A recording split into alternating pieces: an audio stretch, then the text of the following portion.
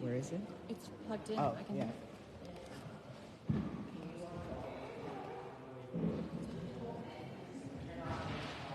Good morning. I want to start today by congratulating the people who are here who successfully negotiated your way through the chaos that is the Polish Festival. Honestly, this is the first time we have ever done a regular church service during the Polish Festival, at least in the 11 years I've been here. We've always done a service outside on the stage. We always found that a bit stressful. We had to take out chairs. We worried about the weather. We decided, no, better to be inside. So this is new for us, to be negotiating the noise and the difficulty for people getting here. But we're going to give it a try, and I'm so glad to see the people that are here. I also want to say that if you were as passionate dressed as me today, being here at RUC, it may also mean that you're not going to the book sale today. The book sale yesterday was incredible. I mean, incredible. People poured in when we opened 11. Many people were waiting outside. People who come from all over the city because they come to this book sale every year. We're all going to get shirts now that say, come for the book sale, stay for the pierogi. We're going to do it again today. And what is most beautiful is that the people who come in have an absolutely wonderful experience. They can look through the beautifully displayed books. They find absolute treasures. They come over to volunteers and show us what they have found. So many people have a sense of joy and belonging as they come to our book sale.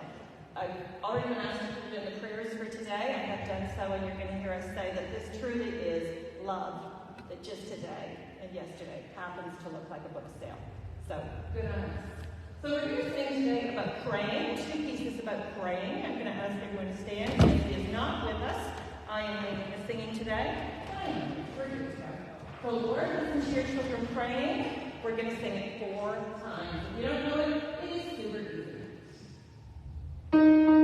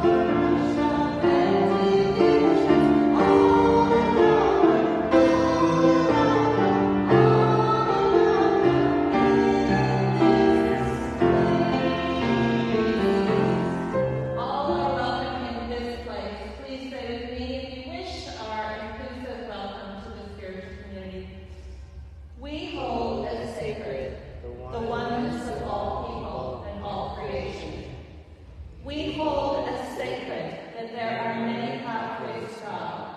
Christianity is one of them. The teachings of Jesus inspire us to love ourselves self-bravely without shame or blame. We hold as sacred the power of community and prayer.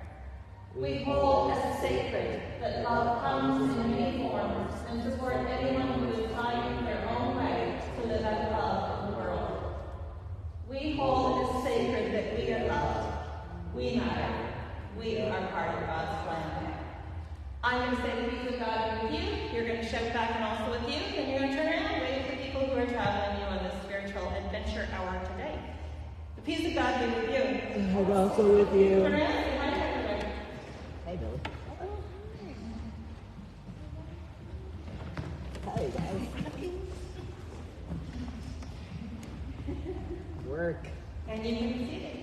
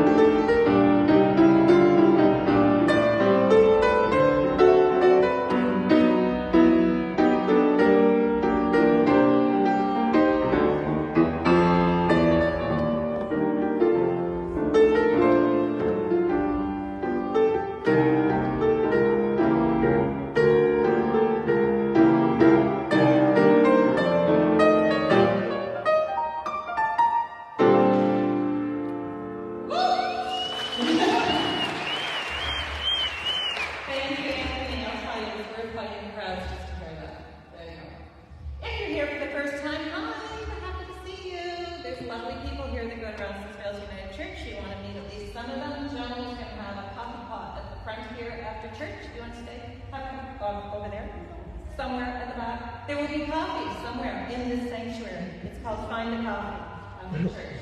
Anyway, hang out, have a coffee, meet somebody. They're super nice people.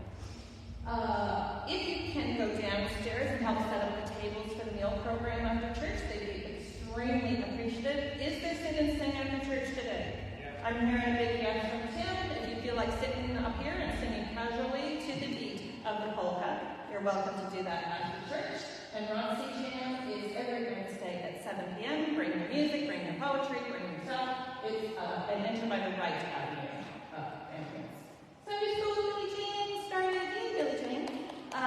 If you have a smaller child, I don't see any today, we do have a hangout room for them. In the middle room, there's lots of toys and stuff to do, and you can live stream service from there. Parking our future. Philip Cote was in the parking lot all day yesterday. No, yesterday from noon to 5. He'll be there from noon to 5 today. This is the old pew, which was removed from the back decades ago, that Philip is carving into a totem.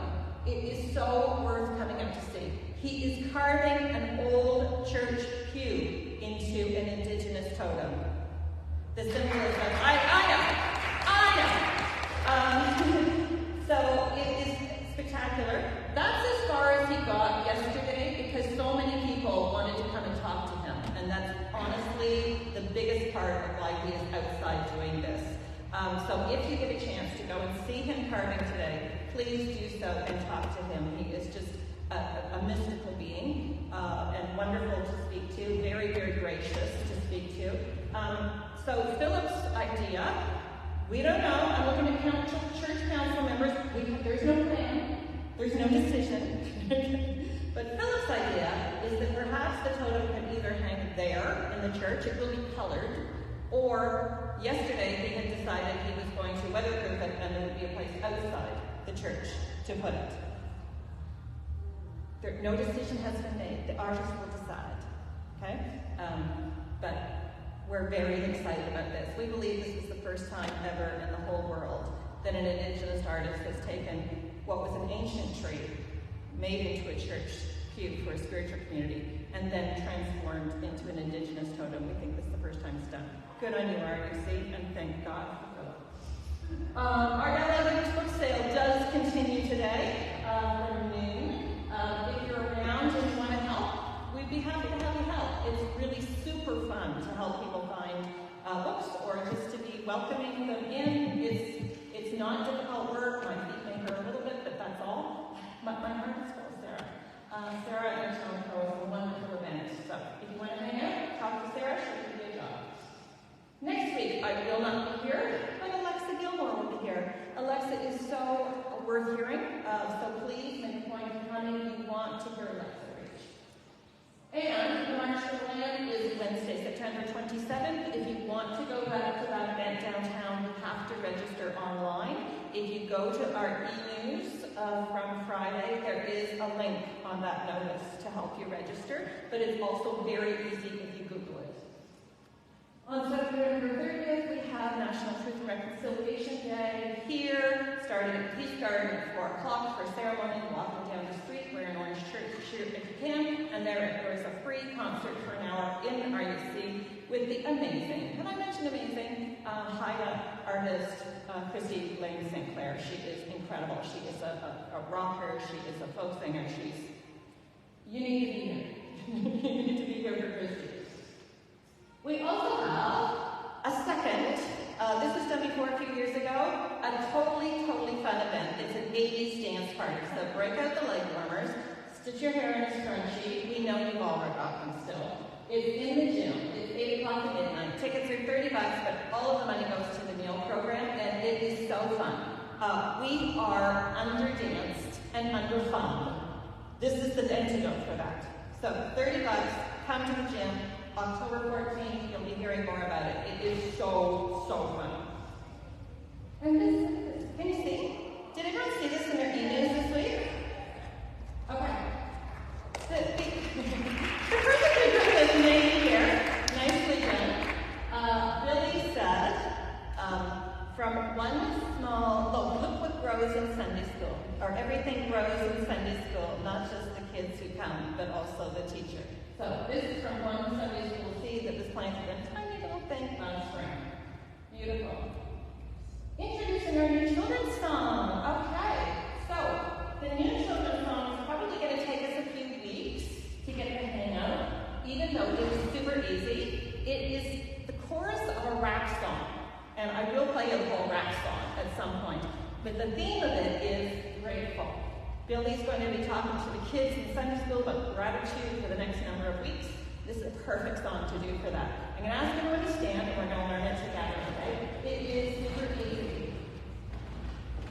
So the way we're going to learn it is, Anthony, can you just play me the first line? That's it. All that I am. Let's do it. All that I am. Let's do it. All that I am. All that I am. How easy was that, right? Okay? We're going to do an action. All that I am.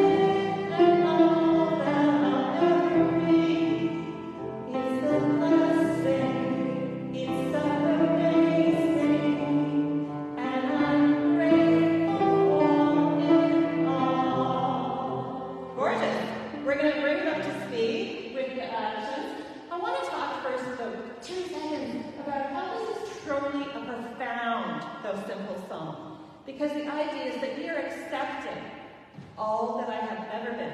Okay, all I am now, whatever I've done or been in the past, and everything I'm ever going to be, I am grateful for this journey. I am grateful that I'm being brought forward in the way that teaches me what I need to know. I'm grateful that I'm living in the way that makes me what I need to be to serve and to live my fullest life.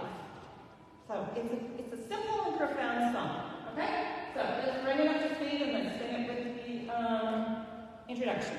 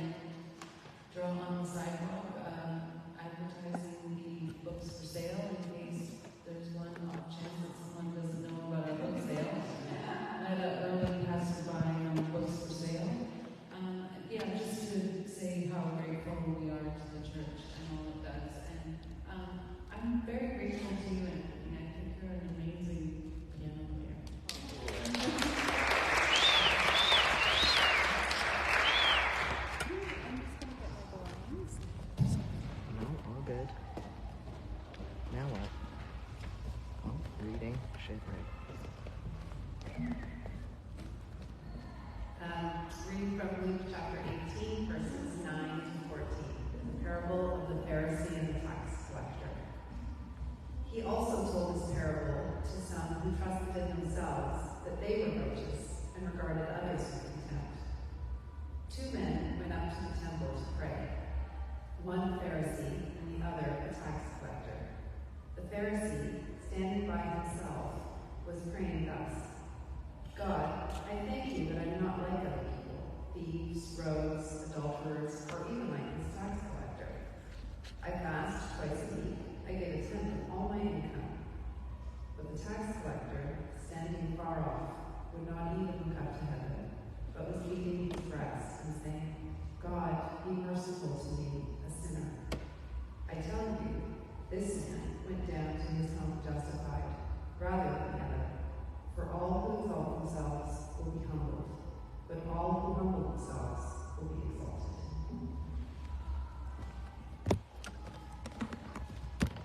Thank you so much, Alex.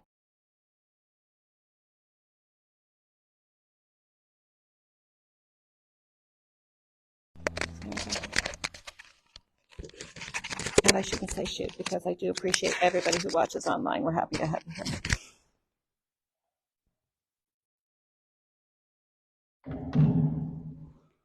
So, another quieter festival began this weekend. The festival of Rosh Hashanah began for our Jewish brothers, sisters, families. Rosh Hashanah is the fall festival, which begins the 10 days that lead to Yom Kippur. During those 10 days, they say that the book of life is open. It's the time that you want to call everybody you know and ask for their forgiveness for anything you've done. It's the time that my friend Avi, as I have said before, calls me from Jerusalem and says, for anything that I may have offended you or done this year, I'm so sorry, okay? I go, okay, Av, hang on, because he's got 200 million other people to call. Rosh Hashanah is a beautiful, beautiful beginning to this fall festival. The gifts that people give each other are apples and honey and flowers. The honey to symbolize a sweet new year, the apple symbolic of the idea that new seeds are growing, and all very connected, as I say, with the harvest.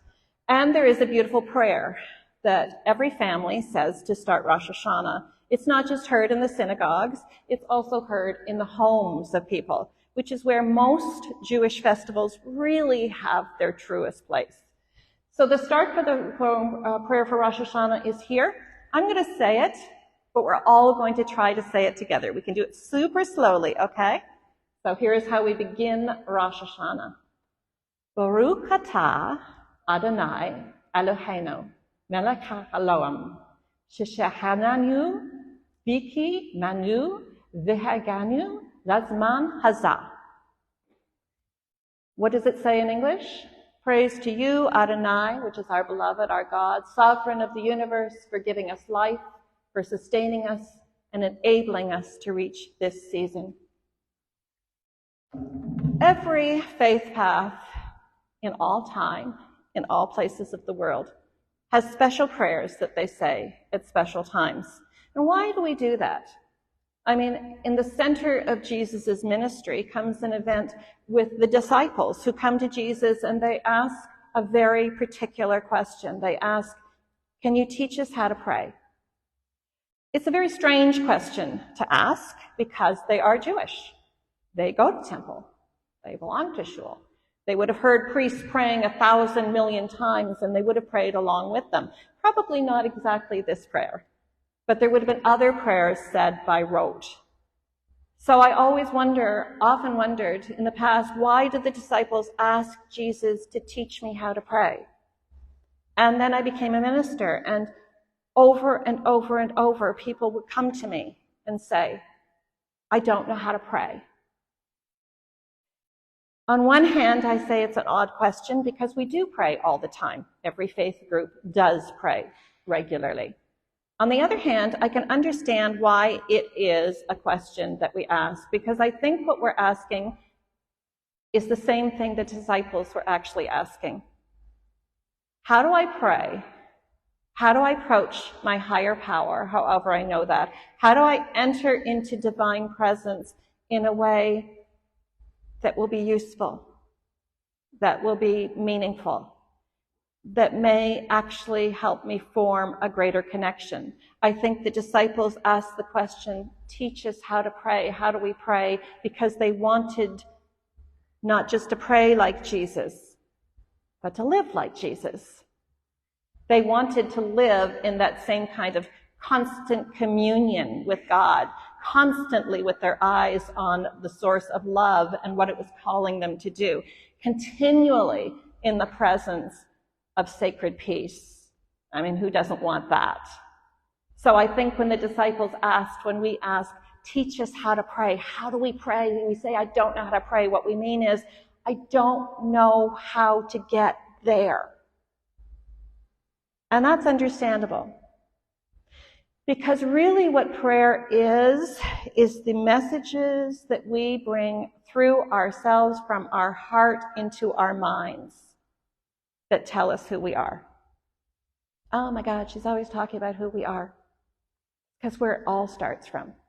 And if anyone asks me, says to me, I don't know how to pray, I think what they're saying is, I don't understand how to forge a deeper relationship with my higher power, with my divine source, with my guide, whatever that looks like to you. When people say, I don't know how to pray, they mean, I don't know who I am. I don't know who I am. So why do I think that? I think that because of what I just said about how we fill our minds with other things, but also I continually go back to a Chinese proverb, which is that if you bring a full rice bowl to God, God has no further work to do. Well, that's an interesting concept, isn't it? If you bring a full rice bowl to God, God has no further work to do, which means if you don't come to God first with a sense of not knowing, God has no further work to do. I mean, look at this parable. You've got the Pharisee, right? And oh my gosh, I always think of the people hearing these parables in the time of Jesus, and they'd be going, yeah, stick it to the Pharisees. Yeah, get the Pharisees, because the Pharisees held the power. The Pharisees, the one who set the taxation, right? The Pharisees were like running these people's lives pretty much hand in hand with the Roman Empire, right? And people go, yay, get it to the Pharisees. But really, when you look at what the Pharisees are doing, it's very much this Chinese proverb. This Pharisee is bringing as a prayer a full rice bowl. He already knows what he thinks matters. He already thinks he's got it figured out, right? He's gone, God, I'm doing really well. I'm doing great. I'm not like other people. I've got it figured out. I'm living the right life. I'm better than they are, right? That's a way that he has his full bowl. So there's no further work for God to do because he's not allowing any other ideas of what he might need to enter. He's not allowing any ideas of what he may need to enter. There we go with prayer. We're allowing ideas about what we don't know to enter. The Pharisee was having none of that. He knew what he wanted God to know. I'm great, God. I'm doing good. I'm really good. So the first idea of prayer is that we present an empty bowl. We bring to God our not knowing. God, I don't know how to get through this situation. God, I don't know how to be with this person. God, I don't know the way forward. It's not really how we've been taught to pray. Many of us have been taught to pray, God, give me that. Do it this way. Work it out this way. And I am absolutely guilty of that. Okay? Partly, I use the excuse that once you're a parent, you never have a prayer again that isn't, but if you could just fix this in my daughter's life, that would be great, you know. But I realize that first of all, I want to present that empty bowl. I want to present the I don't know. And I'm coming to you because you do. Because God, you know what's in my heart. Because God, you have planted in me inner wisdom. Because God, that's what I need right now. I don't know. That's the humility of the tax collector. I don't know. We know who we are. We're someone who has the right to be in relationship with God, but we don't know the best way forward. And what do we want after that? Well, believe it or not, there's another ancient prayer that I think speaks really well to this, and it's an ancient prayer that I confess I don't like to use. Any guesses what ancient prayer that might be? There's no prize. What prayer do we hardly ever say here? Joan knows because she loves it. We don't say the Lord's Prayer. Okay? Do we? No, we don't say the Lord's Prayer. So it's weird that I'm standing here and saying I actually love the Lord's Prayer. We don't say the Lord's Prayer because it requires me, I think, to explain it every time. Okay? But let's have a look at it now, okay? Because that is what Jesus gave the disciples, to teach them how to pray in a way that would help them live like him. And it does start fundamentally with this idea of relationship, that we deserve to be here. And it does start with the idea that we don't know. And then it goes on in helpful ways from there. So here we go.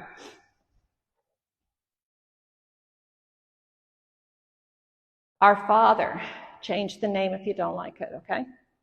Our Father, change the name if you don't like it. Our Creator, our divine God, our source. I have often said that I think the least important thing about God is the name that we use. It's important to you. But that we all use the same name is completely unimportant. We're finding our own ways in. We're understanding the divine as we understand it. Okay? Change the name. But what's important here is it's relational. There's an idea in the idea of Father that we deserve to be here, that we belong to this divine guide, whoever it is. Who art in heaven is actually the piece I have the most trouble with, but the idea can be who knows more than I do because I don't know. I am earthbound. I am earth-seeing. So I need a God, I need a guide, I need someone with me, a presence who can see the big picture. Hallowed is thy name means I'm turning power over to you. Your kingdom come, thy will be done. We've been working with parables the last week that say the kingdom of God is the peace we find within our heart. So God, bring the peace into my heart. Bring peace to the heart on earth as it is in all the rest of the universe. You see how we're working our way through this with we deserve to be in relationship and we don't know, so we're calling on our higher power. Give us this day our daily bread. There's something I do love about this. Give us our. Give us our. This is a prayer that goes beyond us. It's not just for me. Give to everybody what they need today, God. And forgive me the places that I fall short. And help me to remember that other people are going to fall short in their spiritual journey too. Doesn't mean I don't take precautions from those who hurt me. Doesn't mean I don't expect people to have responsibilities for what they do. I certainly do. But when I make a mistake, remind me that that doesn't take me any further from you, and remind me that other people are going to make mistakes too, because that's what we're here for. That's what we're here for. Lead me not into temptation, God. Those thoughts that I am lesser than your child, those thoughts that I got to figure it out myself, those thoughts that I don't have everything inside me in terms of inner wisdom that I already need, those thoughts that I'm not loved enough, that I'm not good enough, that my resume isn't enough, those thoughts, God, don't let me go that way. Don't let me go that way. Deliver me from the thoughts that are going to hurt me and make me feel like I live in hell, because thoughts of love lead me to the feeling of living in heaven, and thoughts of hate or fear lead me to think that I'm living in hell. So God, tend my thoughts, because I can't do it myself. Thine is the kingdom and the power and the glory is a simple way of recognizing, God, I can't do this without help, but you can do whatever it is I need. And when? Always. Again and again, forever and ever, and amen is let it be so. So why did I just take you through this ancient prayer? I took you through this ancient prayer because it does meet the criteria for what Jesus needed in a prayer and what we need too. It needs, first of all, to say, I claim relationship with God. And that was amazing for Jesus to say. And using the idea of a Pharisee who would say, I'm sorry, but the conduit to God is the church, the conduit to God is the synagogue, the conduit to God is your priest. To say, no, this is our relationship with God. God is our Father, or our presence, or our guide, is radical. So we claim that relationship of who we are, and that's where we start. And then we move on to the I don't know what I need. But what I ask for you, God, is that whatever I need to do today, whatever we need to do today, you help me do that. You give me simply what I need in this moment, all of us. And you remind me that I'm going to make mistakes, and so are others. And you remind me that you have all of the power that I need to channel through me to change my thoughts and to live in peace, and thereby help others to do the same. In some ways, it's a really simple prayer. In some ways, it's like our piece that we sang. It's a very profound idea. This idea of a right to relationship with a higher power. This crazy idea that the world will not support, that saying, I don't know, is a powerful place to be. And this idea that we ask for the best way forward, for the power, for the sustenance, for the guidance, for the clarity, for all of us. Now, if you make your own prayer based on this, I'm not going to blame you if you throw in, and also it would be really great if my daughter stopped dating him, okay? Because we're human. But I think the overreaching idea is that we enter into a relationship simply by saying, God, it's your child. I don't know the way forward. Just give me what I need and what all of us need in this moment, and remind us that the true power of this universe is your love. And let it be so. It's no wonder to me when we talk that way that the disciples asked Jesus, how do I pray? We need to say, how do I pray? It can be as simple as you want. You can pull something up from a book. You can write something yourself. You can go back to the Lord's Prayer, which is actually, I think, still quite beautiful and profound if we can get past the Our Father in a different way. But the idea is that we are turning our minds in prayer to those two things. This is who I am, a person who deserves to be in relationship with higher power. And this is what I need. I need to be shown the way forward. And this is what I know, that there is a power of love prepared to sustain and carry me and show me the way. So the question is, what is your prayer? How do you pray? You can take the Lord's Prayer and you can rewrite it for yourself. I have another prayer that I love, which is simply, God, today I give all to you. Take all that I am and all that I have. In your hands I place all questions. On your shoulders I place all burdens. I pray for my brothers, my sisters, all of humanity. May our hearts be open. May our minds be full of you forever and ever. Amen. So why do we pray? We pray because we have the right to. We pray because we want that deep connection that is our birthright. And we pray because we know that the way forward is there.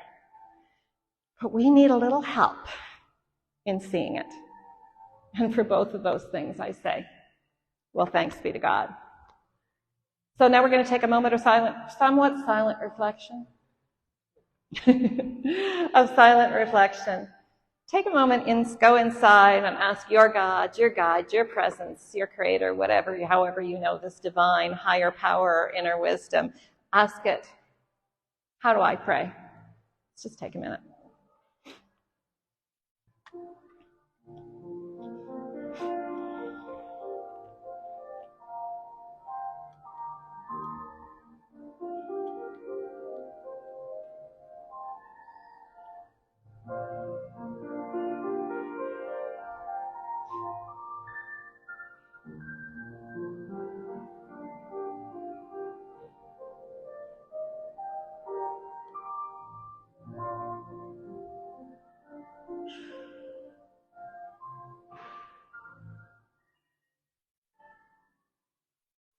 Amen. Our RUC quote for the week is from Jason, who came by this week, and I'm going to read what he said. He said, I'm so grateful to find not just tourists. It would have broken my heart to put these medical supplies in the garbage, and it's like a legacy from my mother that they'll help someone around the world. Every week people come with their medical supplies. Every week we hear stories. It's just one of the ways that RUC loves the world. Here's how you can give, and Anthony's going to play. You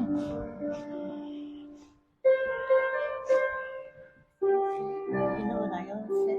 God, let me have this day to use your greater glory. Oh, that's beautiful. When was beautiful.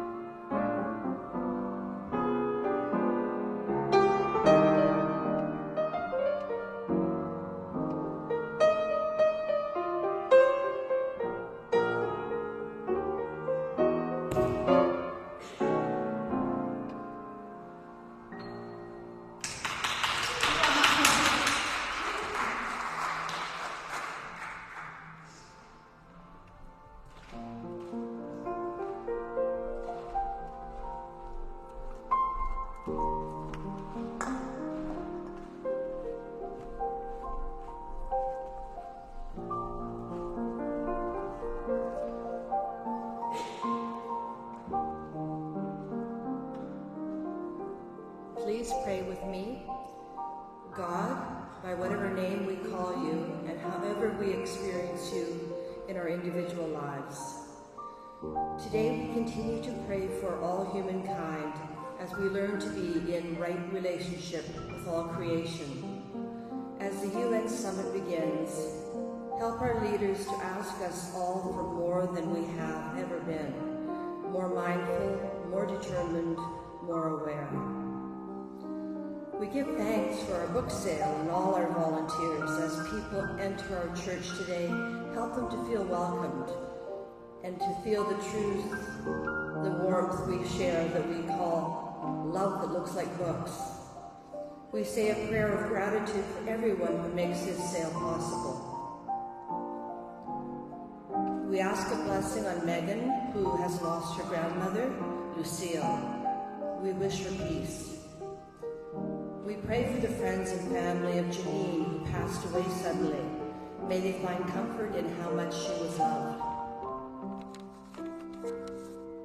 We ask a blessing for everyone who will march for the people of Grassy Meadows next Saturday. May we truly embrace what our voices raised together can accomplish. We pray for ourselves, each beautiful soul.